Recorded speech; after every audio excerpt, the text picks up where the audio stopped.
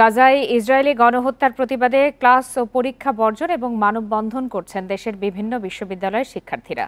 সকাল থেকে বিশ্ববিদ্যালয়গুলোতে শিক্ষক শিক্ষার্থী সহ সর্বস্তরের মানুষ নৃশংস হত্যাকাণ্ডের প্রতিবাদ জানিয়ে মানববন্ধন করছেন।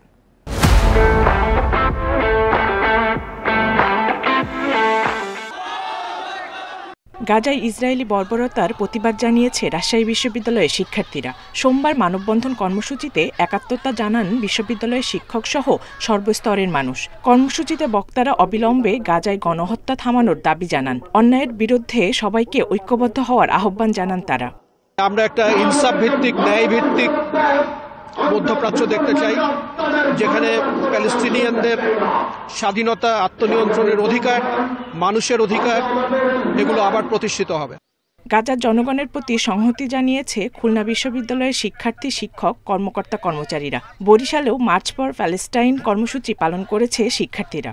অনেক ইসলামিক রাষ্ট্র আছে যেটা এখনো চুপ করে বসে আছে, এটা দেখতেছে না যে মুসলমানদের উপর অত্যাচার চলছে। ফিলিস্তিনের যে দখলদারিত্ব, যে অবৈধ ইহুদি রাষ্ট্র বসে আছে, এটার জন্য আমরা যেন উত্তম প্রতিবাদ করতে পারি এবং আমাদের জন্য সেনাবাহিনীকে আমরা বলতে পারি যে তোমরা কেন ঘরে বসে আছো, তোমরা আগে আসো। সাভারের জাহাঙ্গীরনগর বিশ্ববিদ্যালয়েও হয়েছে ক্লাস পরীক্ষা বর্জন কর্মসূচি। কর্মবিরতি পালন করেছেন শিক্ষক কর্মচারীরাও। এছাড়া বগুড়া, লক্ষ্মীপুর, ঝালকাঠি, ফরিদপুর, নোয়াখালী, জামালপুর, নীলফামারী, ফেনী, চাঁদপুর, নরসিংদী, বাগেরহাট সহ বিভিন্ন জেলায় কর্মসূচি পালন করেছেন শিক্ষার্থীরা। Independent news.